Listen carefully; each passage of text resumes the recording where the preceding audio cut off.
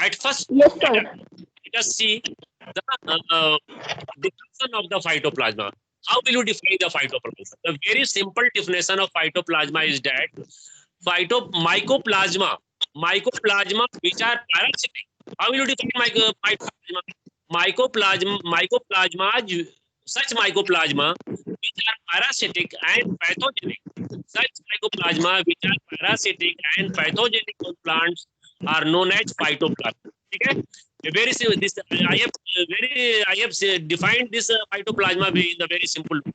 That mycoplasma which infect mycoplasma which are infect the plants and cause the disease in the plants are known as phytoplasma.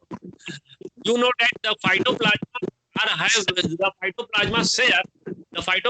share a number of characters the mycoplasma.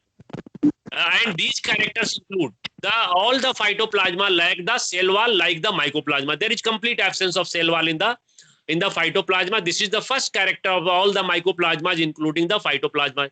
The second very important character of the phytoplasma is that they are highly pleomorphic in shape.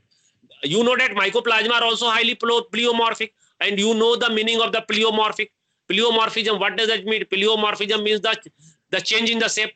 So as far the shape of mycoplasma is concerned, the phytoplasma are very, very highly pleomorphic. They may be ovoidal, they may be spherical, they may be filamentous, they may be irregular in shape. So phytoplasmas may be spherical, oval, filamentous, irregular, elongated, or of other shape. So they are highly pleomorphic in shape. The third very important character is that phytoplasma are prokaryotic in nature and consist of prokaryotic cell. The fourth important character is that the mycoplasma are resistant to the antibiotic penicillin. And the mycoplasma are resistant. The penicillin antibiotic has no action on the phytoplasma like mycoplasma. Phytoplasma पर penicillin का कोई असर नहीं होता. ठीक है? And they are sensitive to, they are resistant to penicillin, but they are sensitive to the tetracycline and other antibiotics. Why it is so, Tarannum? What is I have already discussed. I have already pointed out this character in my previous lecture. Tarannum, I have already, and Nidhi and Chandni, let me know why, if this question is asked in the practical examination or Viva, why this mycoplasma are not sensitive to the penicillin. Why penicillin has no action on the mycoplasma, whereas the tetracycline inhibits the growth of mycoplasma. What is the reason?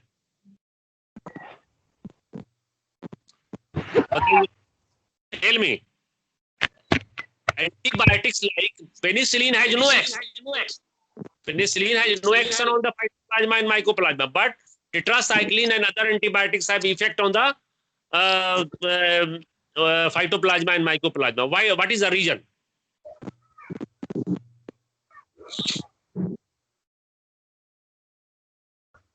I think that we teachers are teaching you, and we are providing all the study materials either in the form of PPT and the PDF file notes and audio lectures and video lectures are being uploaded.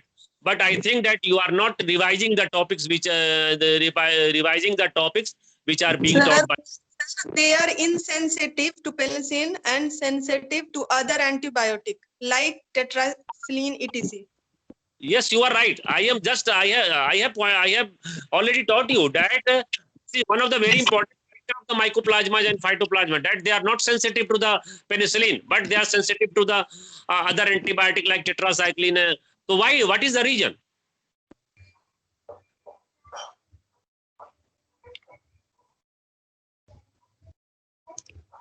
Just if it is not in your memory, I have already taught you. I am again going to make you know. You know. You know the names of the different antibiotics. आप बहुत सारे antibiotic का नाम जानते हैं, आप बहुत सारे एंटीबायोटिक आप यूज भी किए होंगे. तो what is the function of antibiotic? What is the site of action of antibiotic? Antibiotics have different site, different mechanism in preventing the growth, in preventing and inhibiting the growth or killing the microbes. Let us try to understand. Some antibiotics act on the cell wall. some antibiotics act on the replication of the DNA. Some antibiotics prevent or inhibit the protein synthesis. Some antibiotic inhibit the transcription. Some antibiotic inhibit the translation. Some antibiotics work on the cell wall and bring about the degradation of the cell wall. So the antibiotics have various sites of their action, and you know that this penicillin is the first antibiotic. You know, the antibiotic, the penicillin has the credit of being the first antibiotic to be discovered in the world. And you know that the site of action of the penicillin is the cell wall. Nidhi, the penicillin antibiotic has its site of action on the cell wall. So if the cell wall is not present, so where it will act? You know that if you will use the antibiotic penicillin to inhibit the growth of mycoplasma, because the mycoplasmas are completely lacking the kya? Cell wall. So it will be useless to use the penicillin, because the penicillin inhibits or break down, or it has the adverse effect on the cell wall. So if there is absence of complete absence of cell wall in the mycoplasma, then the penicillin will be of no use in the mycoplasma. Tetracycline has another site of their action. Then tetracycline and other antibiotics have effect on the mycoplasmas and phytoplasma, but the penicillin does not work. Penicillin has no action on the mycoplasma and phytoplasma, because all these like phytoplasma, mycoplasma do not have cell wall. So you know that penicillin, if there is complete absence of cell wall, where it will act? So in this way, if you will use the antibiotic penicillin for inhibiting the growth of mycoplasma, it will be of no use. You will have to use the other antibiotic like tetracycline, which is very important. So this question is generally asked in the objective question. This question is generally asked in Viva.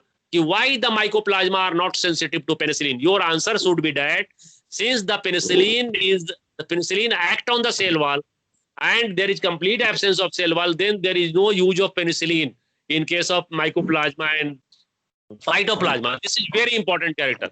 Now let us see the next character of the phytoplasma. Where are phytoplasma found in the plant?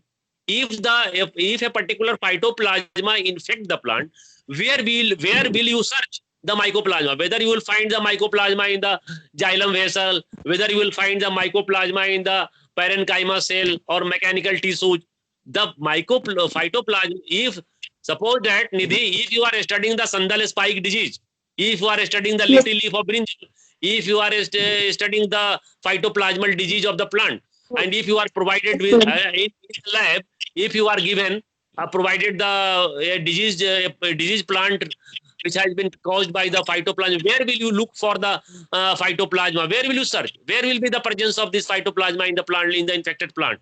The phytoplasma are present in the sieve tubes. Sieve tubes is a component of the phloem. Where will be the phytoplasma are found in the sieve tubes of the phloem, or you can say that the phytoplasma are found in the phloem sap of the infected plants. So this is also very important character, that in case of the phytoplasmal disease of the plant, the phytoplasma are present in the sieve tubes of the phloem and in the phloem. So this is another very important character. Now the next important character of the phytoplasma is that phytoplasma, like mycoplasma, do not produce any spore.